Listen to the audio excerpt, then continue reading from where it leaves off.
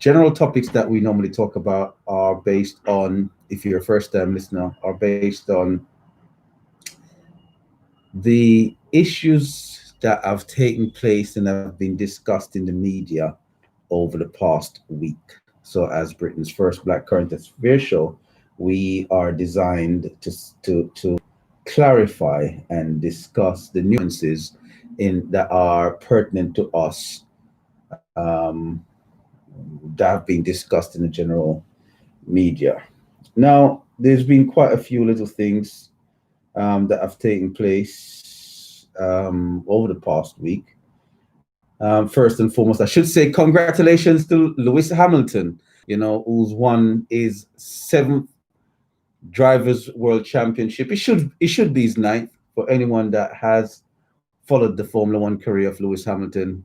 It's in essence, he had won nine championships. He had a massive fight for the first couple of championships. If you know, in his rookie season, he lost the championship by a point. He was demoted by, was it 4 or 5 points, but lost the championship by a point. So at that time, the F1 was being run by that Nazi racist. Is it Max Mosley? So he did not want a black man to win the Formula One World Championship in their rookie season.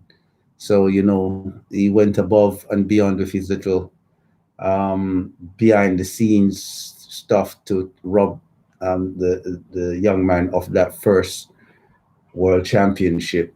But in great fashion, Lewis has rose from that and says, "Still I rise." For people not understanding why he started to use the Maya Angelou poem as his mantra, is simply because he's gotten so much fights in different ways and subtle ways throughout his Formula One career.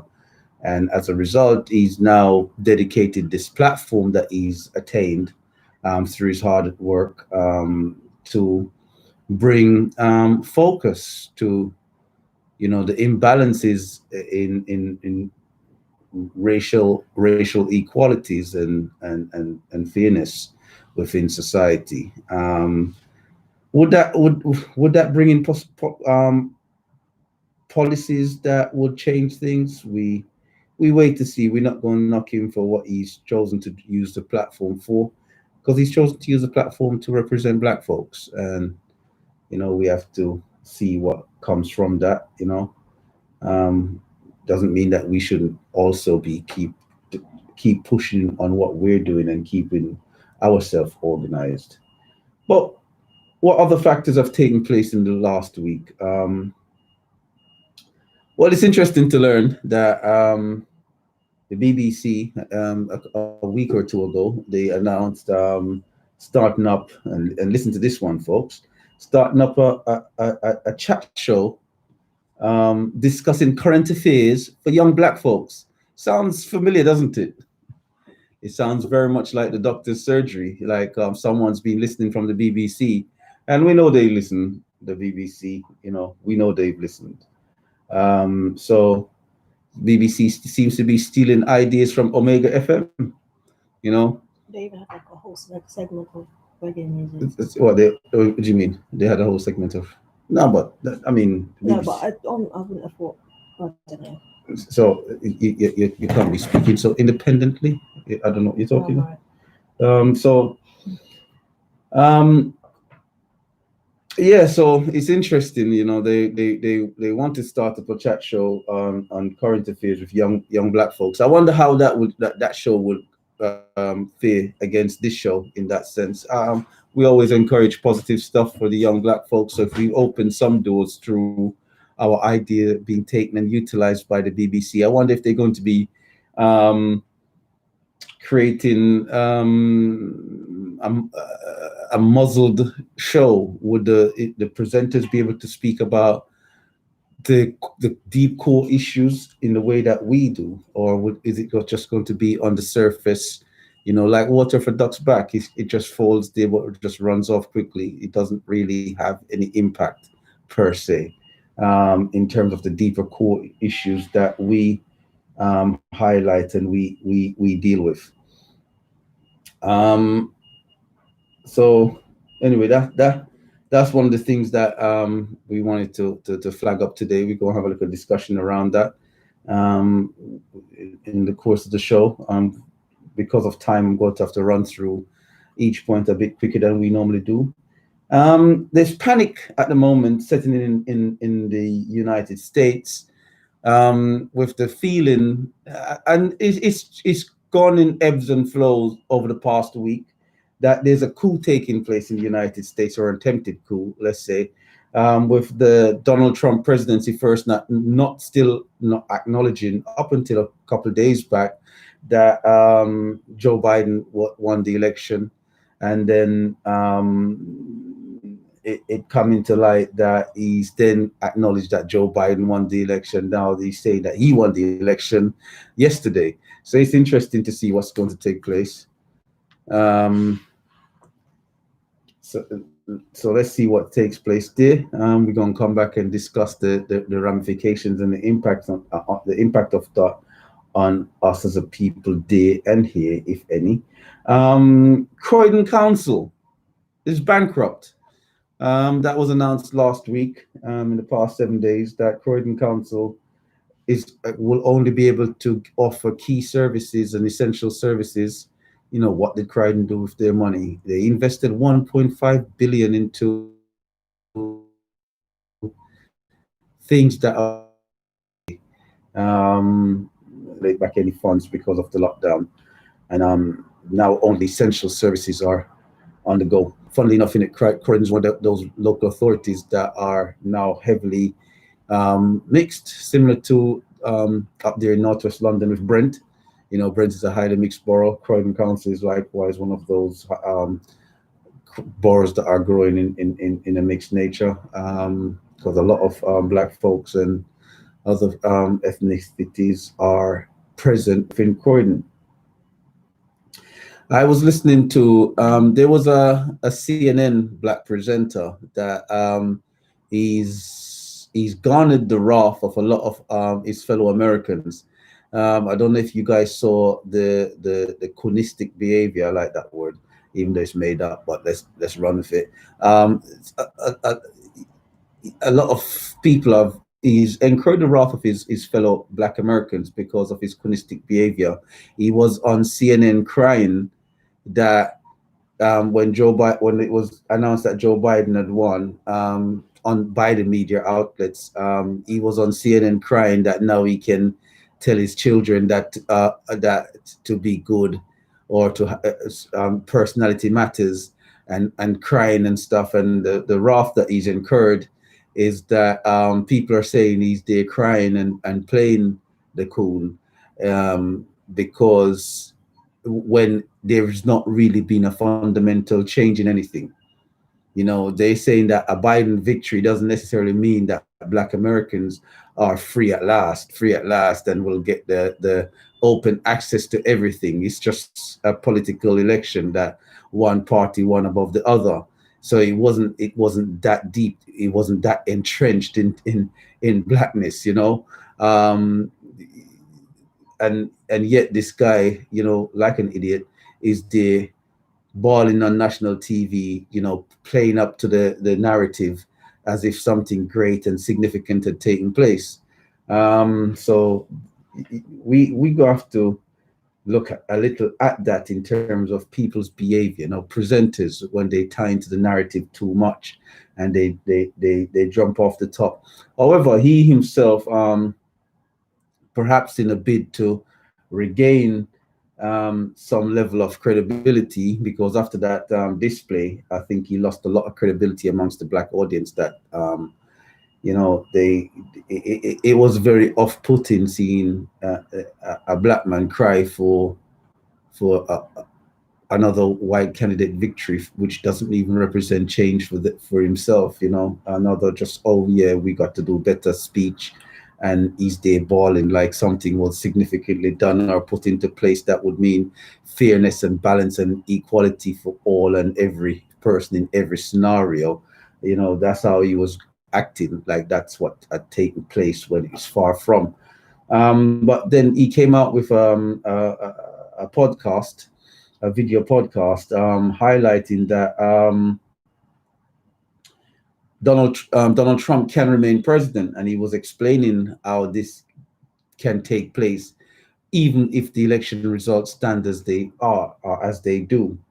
And for those people that don't know, it was basically explaining that because there's contested results, the results can be broken down and go not due to the electoral or the popular vote, so the electoral college or the popular vote, but actually go down to the states themselves choosing who they would like to represent them as being president, and that would be the numbered state as opposed to the colleges within the state. So there are more red states than blue states, whereas the blue states are more heavily and densely populated. So there's more electoral colleges. Henceforth, the Biden victory, if it goes down to it being chosen by states, then it would just be a case of state governors or state representatives choosing their presidency, and more red states would mean that it would be likely to favor Donald Trump. So they're saying that this is why President Trump is taking the position that he's taking and seeking the legal actions he's seeking, because once the election is undermined in that way, the Constitution allows for that process to then be triggered. But let's see. We don't know what what's going to take place in that aspect as yet. But one thing is for sure. One of the things that is quite interesting, and I know we're talking about a lot of US politics, but it's for the greater impact. I will run onto the links as to why. One of the things that we have to realize is that a few of the comments that Donald Trump had made that following the election, then it's likely that COVID would go away because they all of a sudden, and I think what he meant by that is that things will take place to show a roadmap where COVID will no longer be impactful. And in a weird way, straight after the election, you have the Pfizer drug corporation coming out with a 90% efficacy vaccine for COVID-19, literally like within a week after the election. And then less than a week after that, you've got now I forgot the name of that company. Do you remember the name of the second company? Well, so in the last day or two, another pharmaceutical company has announced a vaccine that has a 95% efficacy, they say, against COVID-19. Now you have to realize Moderna. That's it. Moderna says their vaccine shows 95% efficacy. To be exact, it was 94.5%, but rounded up to 95% efficacy. So it's what, 4 to 5% more effective than the Pfizer vaccine. So all of a sudden now we have two vaccines off the back of that. So it's like what you see. The presidency was sitting there waiting for the election to take place, and a lot of things had become stagnant, and there was a stalemate. And during the political wranglings, in all the debates, the whole issue was COVID, and the issue was trying to garner the black votes to make the major swing, because both political parties sit with white patrons on each side, and the swing is then decided by perhaps the Hispanic and the black votes. So there was a lot of pandering to those communities within the key states to ensure that that swing takes place. And to create that narrative, they obviously used COVID, because they couldn't use the economy, because the economy was growing and booming very much so under Trump's policies. He was bringing back a lot of manufacturing to the United States. I know the company LVMH just recently, only last year, 2019, had announced that they were opening a factory. So whereas Louis Vuitton, Moet and Hennessy is predominantly manufactured in France, or only manufactured in France, they were opening a factory where it would get a lot of those Louis Vuitton products would get the United States stamp of made in the USA, but it would be the same quality. So it was bringing a lot of skilled jobs that tends to be jobs identified as jobs outside the US into the US. So it was doing a lot in that sense. So I'm not, I am, but I'm not in a sense saying that to just glorify a Trump presidency. There's a reason why I'm explaining that. When we look at how a lot of information is being hidden, and then all of a sudden now we have 2 vaccines, and you have to wonder if what the narrative is next, because when we look at what's coming out and what's being pushed out within social media, a lot of people are saying that now that there's been a couple of highly potential vaccines being identified, where as well as with the Oxford and AstraZeneca vaccine in the process, things are set to have a dynamic shift. And what's the dynamic shift are we preparing to look at? And we have to be realistic with this. The dynamic shift that we're preparing to look at under a Biden presidency and under a clear global plan that looks to be coming to fruition, is the argument that a lot of people that were pushing out, the narrative that a lot of people were pushing out during the first phase lockdown of this pandemic, or plandemic, as some people would say. That being, you had the likes of people like Bill Gates that were coming out talking about vaccine passports, and and a strong testing regime to minimize the impact of the virus to the public. And now these things are coming to light to say, well, right now you have conservative MPs coming out and saying that it's likely that people won't be able to return to work based on due to their employers, and to attend events due to their due to the stipulations of the events, unless they got a vaccination. We know that in Australia, the vaccination process in Australia is going to be compulsory for those people that are receiving state benefits. So if you're on state benefits in Australia, you have to take the vaccine, or else you lose your state benefit. So a lot of these things now are taking shape and taking form in a more clearer way, where now that there's a vaccine, or vaccines, the potential of 3 vaccines coming to light, we have to look at things in greater depth, and we have to start taking note.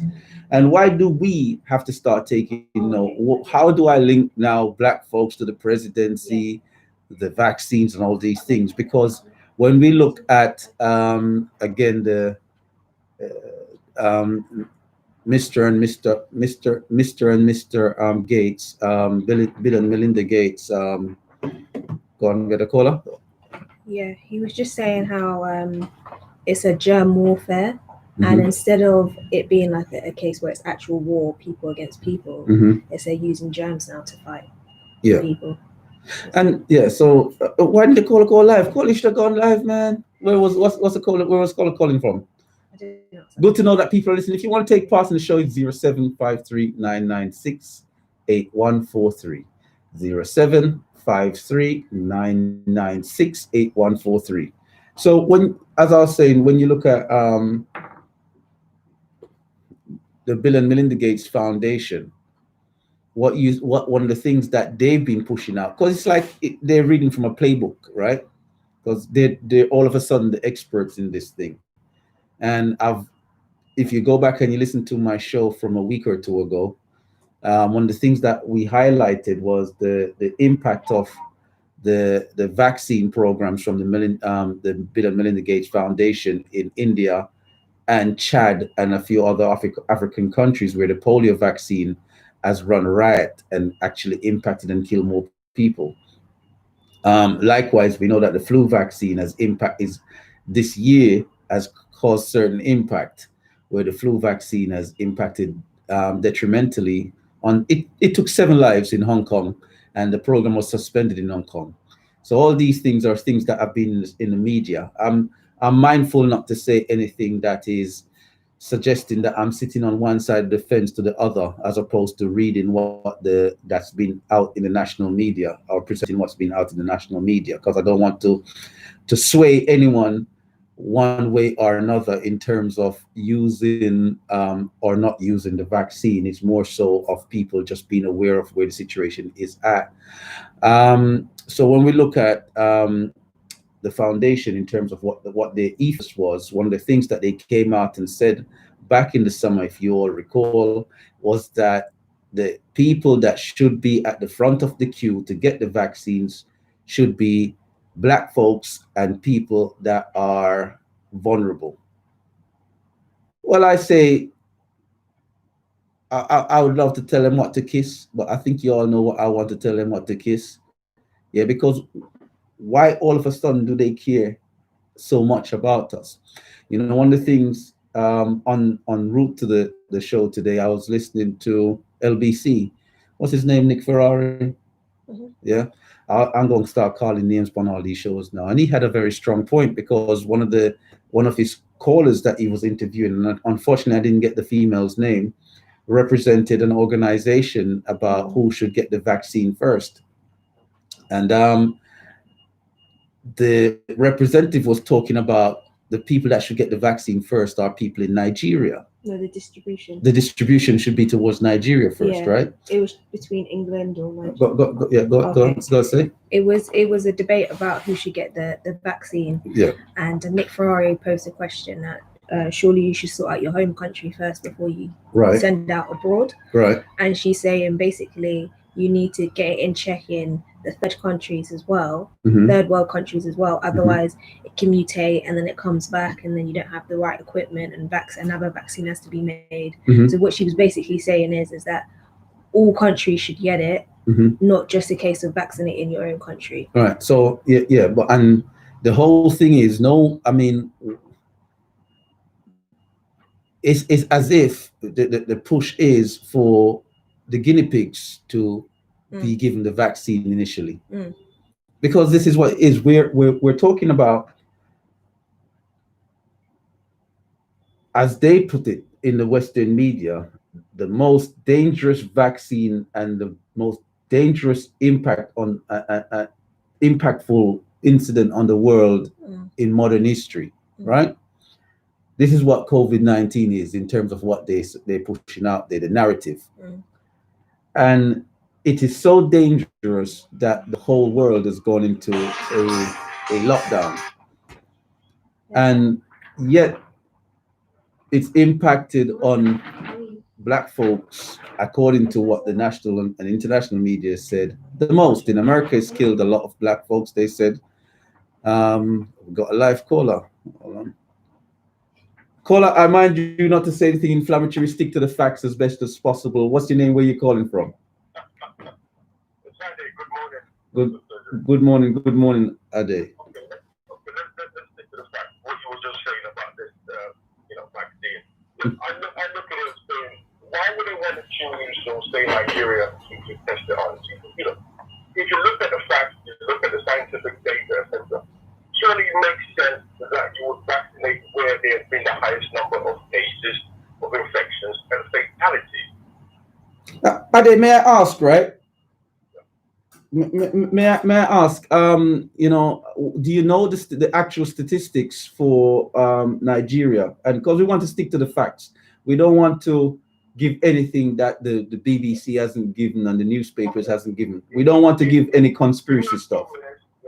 I'm going to try and give you the latest one. Yeah, because the reason why it's difficult for you to say Nigeria shouldn't get it, as the lady announced, if we don't know the statistics for Nigeria, because Nigeria might be high in the infection cases, you know, so we have to just look at it in that sense. So, but it's not so much as they shouldn't get it. It's that if you're going to be deciding who gets it first, then surely it should be a case of where there is a record of the highest number of infections and fatalities. You know, the whole of Africa, given the amount of... So irrespective of where that is, that's where you should get it first, the place where there's the highest rates of infection. Yeah, so that makes sense, doesn't it? Mm-hmm. You see, let me give you some data. I'll be back in a few minutes. All right, no worries.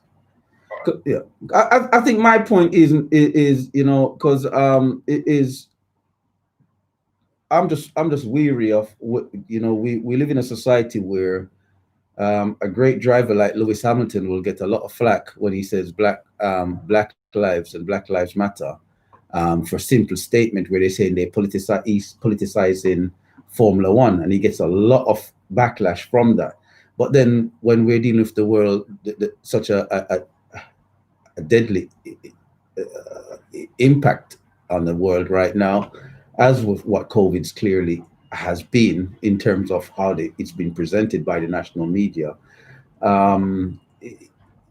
you're getting everyone saying, yeah, let's give it to black people first. All of a sudden they care, and for me, it's like, well, why now? Why now? Why do they care so much right now? You know what I mean? I'm not saying that people shouldn't or should, you know what I mean? That's a personal decision for everyone, you know, but the fact of the matter is it's leaning that from the information that's been out there in the national media, the national press, is that it's going to be a scenario where I know Ticketmaster announced that unless people take the vaccine, they won't be able to attend events. So is it creating a tiered system? Are we heading towards a tiered system where it's going to be, even if it's going to be voluntary, it's going to be compulsory. It's going to be compulsory voluntary as opposed to like voluntary in a sense. Did that make sense when I said that? Expand that a bit more. So basically what I mean is, like, at the moment as it stands, as things stand, it's a voluntary exercise. It's not compulsory. If should a vaccine be made available, no, there's not been any announcement around that, but not through government policies. We need to make that clear so far, and not through any implied government policies in the UK. But we know that within government policies within Australia, that it's been implied that it's going to be compulsory. You know, I don't know what other countries announced that. So each country, I guess, is treating the matter different. But let's see, if we look at it to say, if Ticketmaster is going down that route to say, if you're going to attend any of our events, then there has to be a clean COVID test or a vaccine certificate. That means the private public sector, those private companies that are big enough and powerful enough to implement their own policies to protect staff and their industry, it's creating a tiered system where it's actually alienating a lot of folks, not through some kind of regime or regimental system, but just simply through the recommendations from the Bill and Melinda Gates Foundation. Everyone's adapted these things as the safeguard first. You get what I'm saying? And we're entering into a time period where if you take it, then granted, you know, it is what it is. You've taken it. I just what you're trying to say. I think what you're trying to say is that if you want to get back to an everyday life. Yes, 307. Got your text. Just got your text. If you want to get back to an everyday life, then you have to take the vaccine. So that's, right. That's no, not to say if you want to get, if you want to be able to get back and do everything that you've been doing, then that's the road you have to take, which is you know, it's all good and dandy. I'm not telling anyone not to take that road, but I'm just saying for those that, because they say 1 in 4 Londoners don't want to. That's the statistics that came out in the last 7 days. Well, let's take this call first. Call, you live. What's your name? Where are you calling from? Yeah, surgery. Yes, I did. What did you find? The statistics are up to date as of yesterday. Okay, perfect. What's the source? What's the source? What's the source?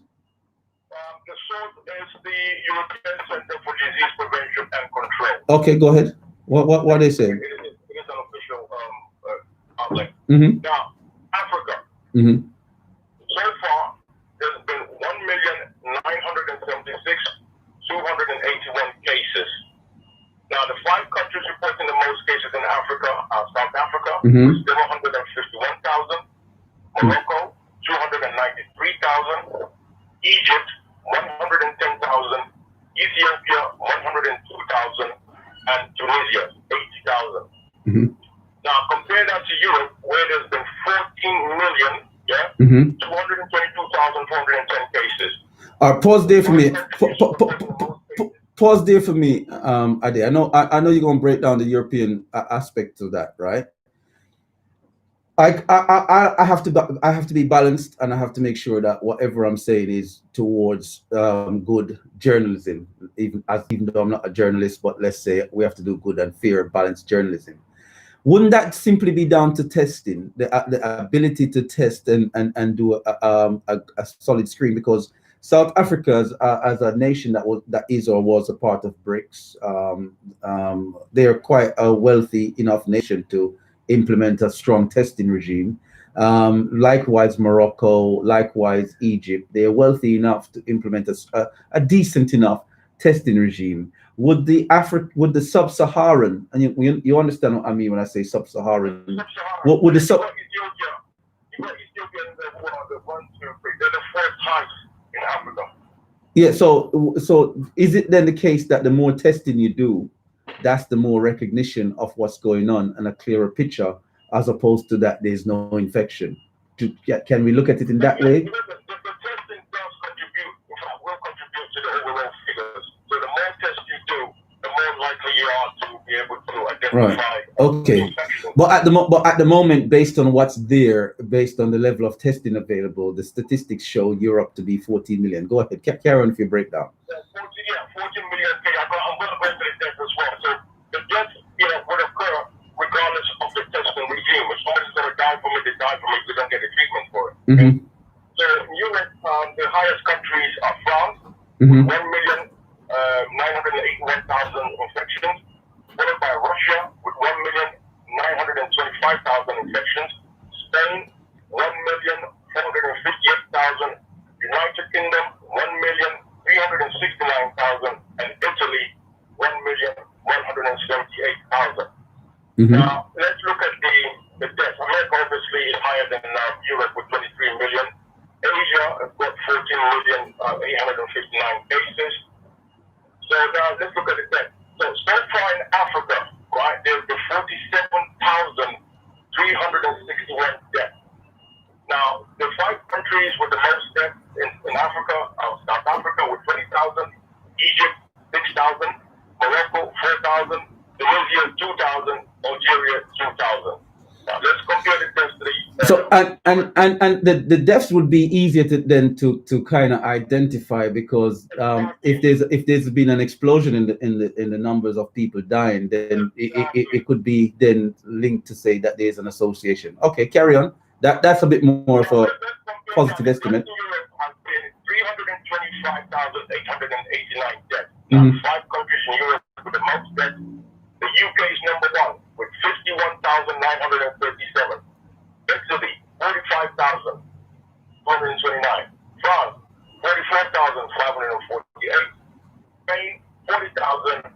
Russia, 33,000. Now, the whole death in Africa is under 48,000.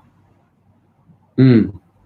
So, trying to make an argument that people of African descent should be the first ones to get it doesn't make any sense based on the data. Mm-hmm. You should, if you're going to be vaccinated, you should go to where the infection is the highest. Mm-hmm. Where people are getting the most, reported to have gotten the most, and where people have been reported to have died the most from it. Yep. See, I think part of all of this thing, is this whole thing where they've lumped people of African Caribbean descent with the pain tag. If you try to look at the data, unlike the data for the pain tag itself, what is the breakdown of those who actually have got it and have died from it? Now, Asian descent, you compare to those who have got it and died from it from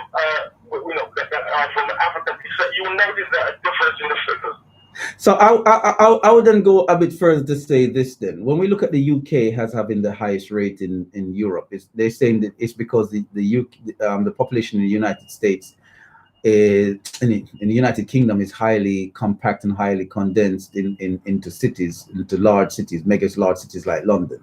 So it's not as sprawled as Germany, where Germany will have several large cities, very large cities. The UK just has like mega large cities. So you know what I would say to that? If we look at the statistics here in the UK, London compared to some of the other cities and regions don't have as many cases of infections or death as other. And this is the most densely populated part of the UK. Right here. So I mean, the African countries, they're way more spread out. People are living over larger distances, so the isolation or even the transmission is reduced significantly. So in essence, the places, according to the statistics, that need the vaccine first are most foremost are the westernized or the European-based countries. Then. Yes, because based on the statistics. All right, we based on the statistics, yeah. So what about then in those countries? What about, like, for example, in the UK, where they say black folks should get it first? How do you tackle that aspect of things? Well, I don't think so to be the case, because I think that the data is skewed because they've lumped it under the same tag, which also includes people from other regions. You understand me? But they say when they break down the BAME, we have to be exact to what the information shows. When they break down BAME, black men, right, are 4 times more likely than any other group. In the first wave, I don't know about the second wave. In the first wave, the statistics shows that black men were 4 times more likely to be impacted and die from COVID-19 than any other group. Right. When you say that statistics will stay from no, I shouldn't say from any other group, from white British men. Okay, fine. Up until I think it was June, the official statistics that was being reported at that time was showing that black people were being infected and died from this less than any other community. From around July, they began to change the way that data was being reported. Now, like I said to you, firstly, we have to demand clarity, even in the statistics as well, because I have a feeling that because we've been lumped under the BAME tag, the statistics are high, reflective of. Can we say that though? Because when we look at black men, a lot of black men in the United Kingdom, and well, even more so in the United States, but let's stick to the United Kingdom for the time being. A lot of them are the way they approach to health and life is not particularly extremely disciplined. I mean, a lot of people see gym life and gym culture as health, but gym life and gym culture is fitness, and I think people mistake fitness for health. You could be as fit as a fiddle and have a aneurysm or a stroke or a heart attack. So health and fitness they go hand in hand, but fitness without the true dynamics of a health approach lifestyle doesn't equate to health and fitness. Did that make sense? It kind of does, but you see, look, I'm not saying that we as a community don't have cases of infection or death. But I believe that the data that we've been presented with needs to be looked at in more detail for proper clarity. I would say we as a community, I mean, people have to make that decision on their own, but it just people have to just make that decision on their own. But us as a community, I just think that people might be looking at it to say, I have to be true. People might be looking at it to say, well, why us? We need it, but why? I think the people should decide, not if they want to offer it to black folks first, they should. The people should decide that whether they want to be at the front of that queue. I think that even to offer it to us, it can't be based, it can't be based on the current statistics. I believe that. Yeah, it's like someone taking your responsibility out of your hands to say, you can get it first. You might say, nah, man, give a couple of white men over there, so forth. Let's see how they get on down the road, and Yeah, once we see them, all right, I can take it, or give it to who want. Give the people them that choice. I'm not saying anything else apart from that, but it's just give the people them that choice. But it might not even be government policies that dictate this, and that's the point I'm reaching out at. It might not be government policies that dictate this. It might be the mega large private institutions. So all we're saying, government may have to even come in and regulate, because, like I'm saying, Ticketmaster has thrown down the gauntlet by saying no one can attend their events unless you show a COVID negative test or you've been vaccinated. And that's a major player in concerts and events. Let me tell you something. You see, let's go back to what you were saying earlier about this Pfizer thing. The Pfizer vaccine, it may have to be administered more than one. No, it's not may have to. All the vaccines, you have to get 2 doses. So if they say they've identified or paid for 5 million doses, that will be good for 2.5 million people. And so if they've got 5 million doses from Pfizer and 5 million doses from what's the next one called after? The other one, that's going to be 10 million. So that's 5 million people. So the UK's population is what, 76 million? So that's why they have to identify who should get it first. So we understand that. We're not knocking that there's a system to say who should be the key people that receive this first. Should it be deemed that it's safe to receive, which is the process what they're going through, getting it to what they say is safe, right? One thing that should be recognized in all of this issue is that they only had, officially, a few months to be able to come up with this vaccine. Mm-hmm. So in other words, what I'm trying to say is that the test period, in my opinion, is not long enough for you to be able to determine long-term effectiveness and safety of this vaccine. Mm-hmm. Okay? So now, again, it brings down to the whole issue of that. If you don't only have a couple of months, something that's going to be administered, at least a couple of times. You also know that one of them is using technology that's never been tried or tested before, this mRNA or whatever it's called, Mm-hmm. the Pfizer when it's based on. So, why, at the end of the day, you should take as long as you need to. Not a couple of months or something of this magnitude that you just come to market with it and say, it's ready now, let's start gathering people.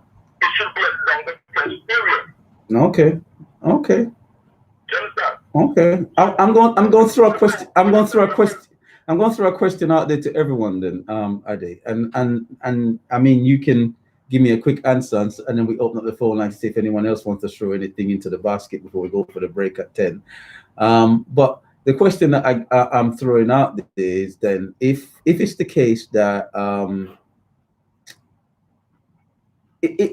let me rephrase it like this: is it irresponsible to tell people to imply or to tell people not to take the vaccine? Because if yeah. Anything that you're going to be putting into your body, you're ingesting, you've got to be comfortable with it, you've got to want to do it, you've got to, you basically, you have to know about it. Okay? That's my advice to people. I'm not saying that it's everybody's choice at the end of the day whether or not they want to take, certain types of things. Mm-hmm. Right now, I'm saying to be forced into taking something which has not been, given the proper amount of time to be.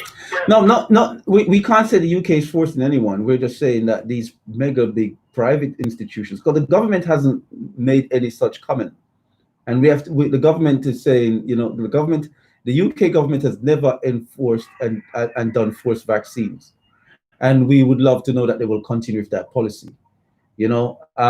However, you hear the rumblings where they're saying that the UK was free of measles for years, for decades, and then in the last 20 years, because of the rise of the anti-vax people, then measles has come back to the UK. However, so the whole notion really is reinfection from overseas, because they're saying it's through immigration that's why measles would come back in, because if it was eliminated in the UK, it would come back in through immigration. And then because the population has lost their immunity from not taking the vaccination, then there's an impact from that. So there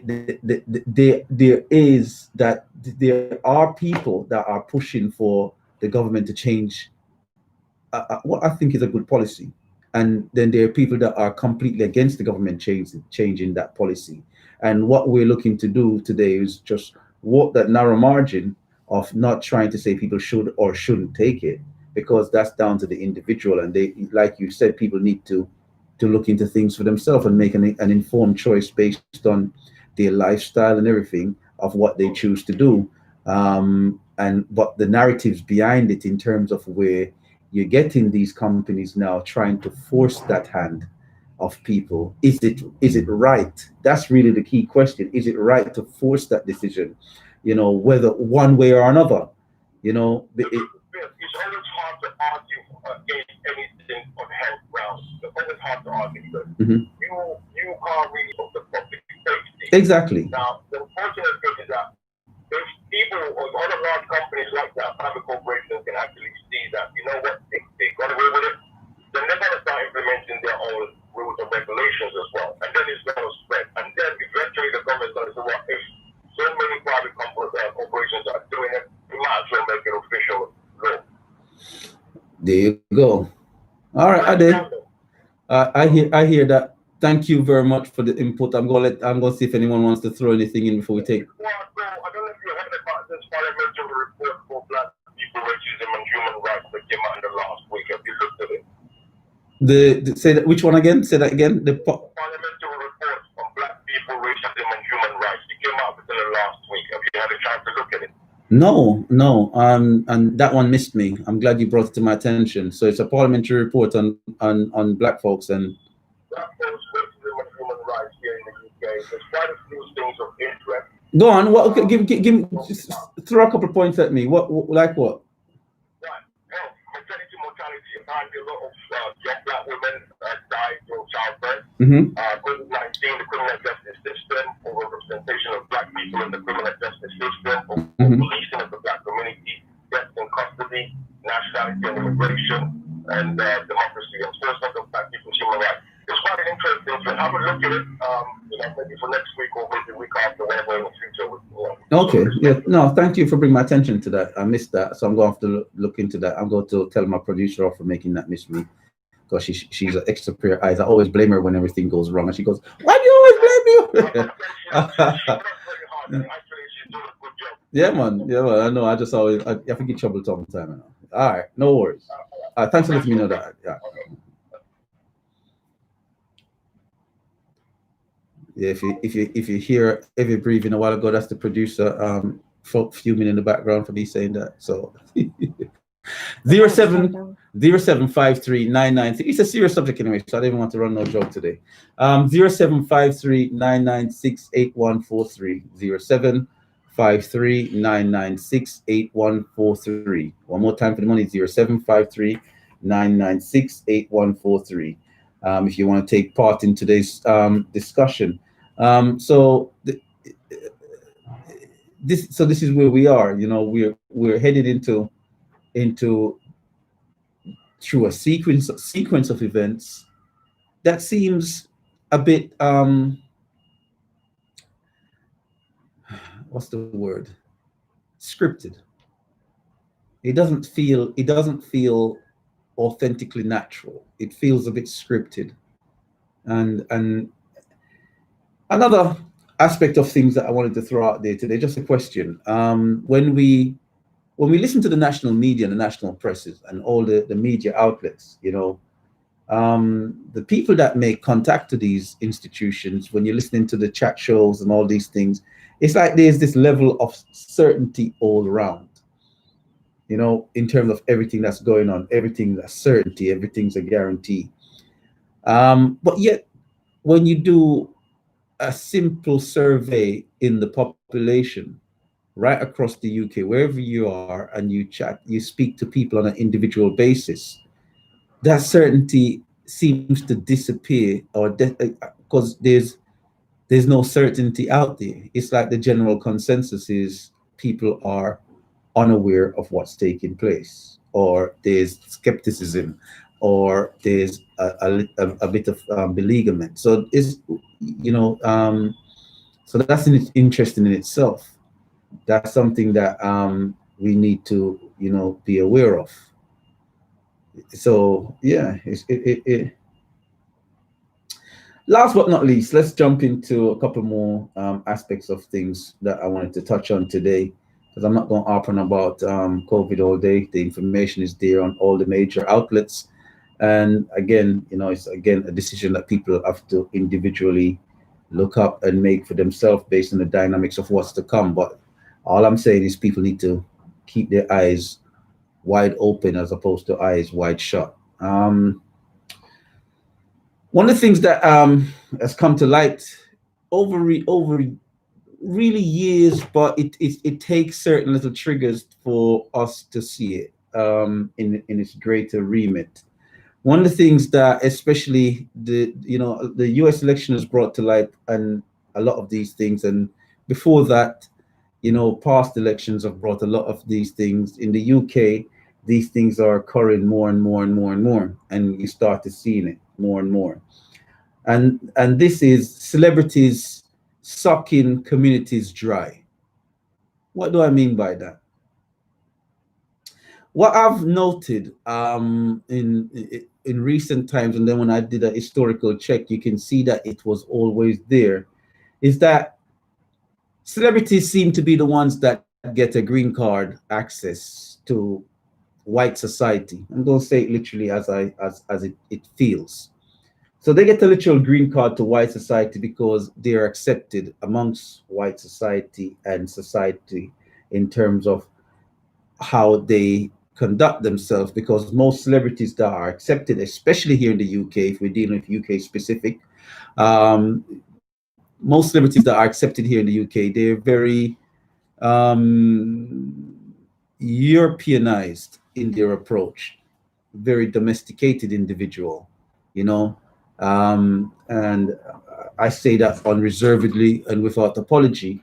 And the reason why this individual has to be so domesticated is that they're dealing within a system that if they do not follow the rules, the remits, it's like they lose a lot of the fluid income that they can generate by playing to that narrative. So a lot of celebrities, they fall within that. And in modern times, in recent times in the UK, a lot of that has kind of changed with the onset and the rise in music, with like the music scene, grime culture, and that kind of stuff, where you get a bit more of street culture seeping into modern Britain. If we look at the United States, we know that we're lagging, they say, 20 years behind on average to the United States, where when you look at the culture in America, we know that hip hop culture is now popular culture in the United States amongst the youngsters. However, that wasn't always the case, so is there going to be a time in the UK where street culture is popular culture in the UK, and it's becoming so?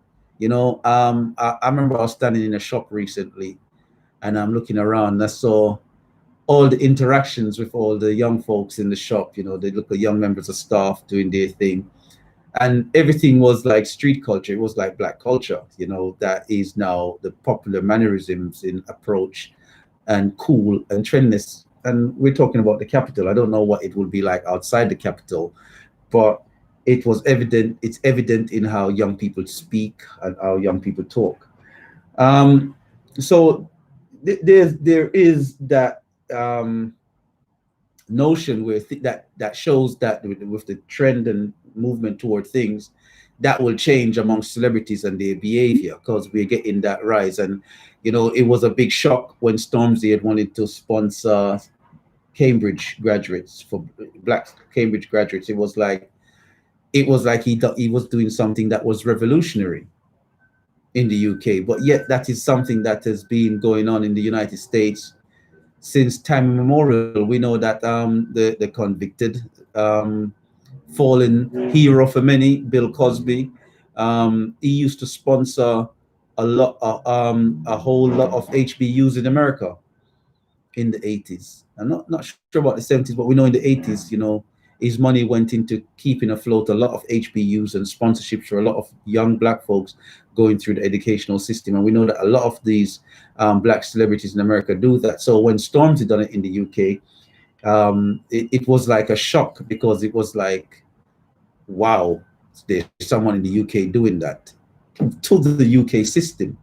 Not a shock to anyone that knows really what's going on, but it was a shock to the UK system, because UK popular culture is so set that, you know, once someone becomes a celebrity in the UK, their chauvinistic tendencies come out seeping through every single pore, where they play in that to that narrative. And I'm not going to knock them for playing, and that's why I don't call people coons. I said chauvinistic, you know, because we all have that behavior at one time or another. So I can't knock them. We've all had that behavior at one time or another. So I can't knock them for pushing to make their money. You know, we don't tear down each other. We just kind of highlight our flaws so we can, what's it, constructive criticism, so we can hopefully be a better person tomorrow. So you get that, you know, from a lot of these folks out there, that when they make it into greater society and greater life. But one of the things that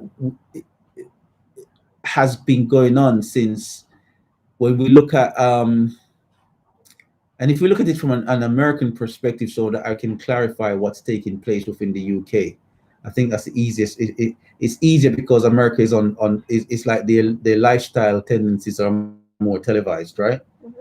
Mm-hmm. So when you look at a democratic as opposed to conservative lifestyle, so this is not political affiliation per se, whilst it is a democratic towards a conservative lifestyle. In a democratic lifestyle, or in a conservative lifestyle, certain requirements in terms of your approach to life are steep within your natural behaviors, right? So marriages, you know, a man and woman, marriage is a man and woman, you know, it's frowned on things like abortion and all these things. A conservative lifestyle in the, you know, in the black and white manner of the United States, whereas a democratic lifestyle is more liberal, more, you know, open. You know, you get more of a LGBTQ type living, more freedom of choice and freedom of expression in one's natural social setting.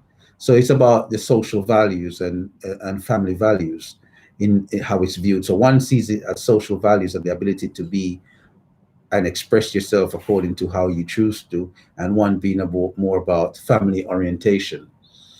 And when we start to look at it from that angle, you start seeing, you have to wonder why and how these values came about.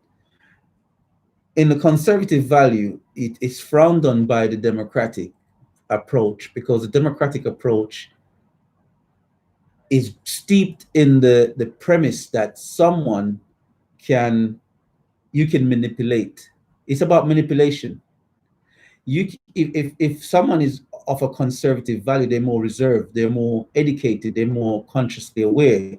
So it's seen that they are more difficult to deal with, difficult to contain, difficult to suppress.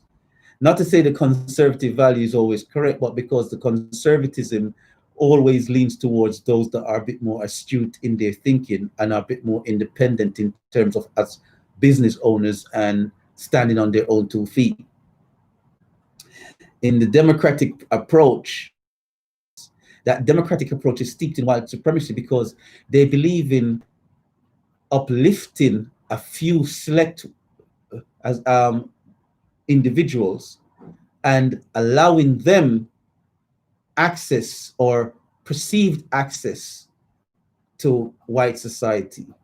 And in allowing them or that perceived access to white society, they that are uplifted contains and controls the population that are subordinate beneath them or their own. When we look at Black America, you can see this in terms of who they uplift into general society to be Black icons and Black role models.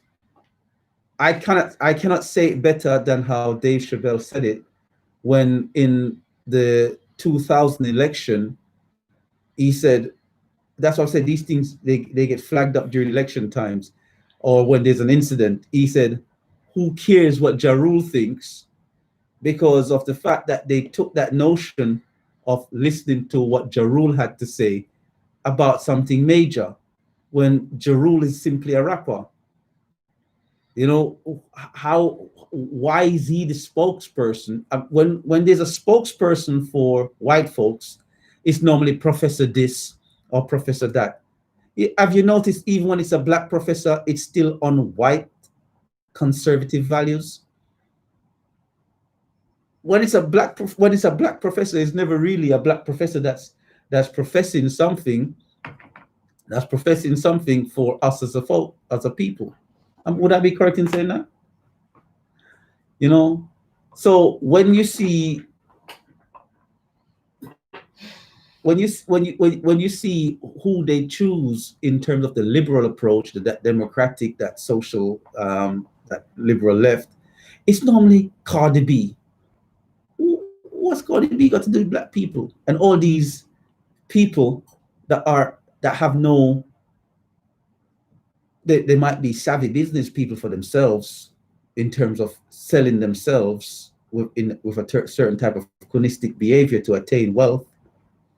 But the underlying and key core family values and conservativeness, that's completely lost. Or not to say that one is right and one's wrong. It's just where there's balancement. We don't get that representative when we have people talk for us that are from astute and deep thinking protagonists. And whenever you get that, they are seen as Black rights and Black power groups. You know, and whenever someone attains that greatness within white society, they have to condemn that educated Black man that is standing firm, that was teaching about pride in oneself independently. So you get that fraction. You can see it. So for example, with the Nation of Islam in America and how, you know, mainstream Black folks are meant to condemn Louis Farrakhan, for example. So these celebrities that they allow through, they are of a certain nature and a certain being. And what you start to notice, and this is a punchline, what you start to notice is that these celebrities, whenever something is being created within the Black community and it's growing in impetus. I said this last week, and I'm going to highlight it again this week in more deep depth. When it's growing in impetus, and it's happening, and it's becoming a trend. All it is, a celebrity comes in, swoops in, steals that idea from the individual, same way like our white person would do appropriation and steal the idea, and then, you know, they are glorified for it.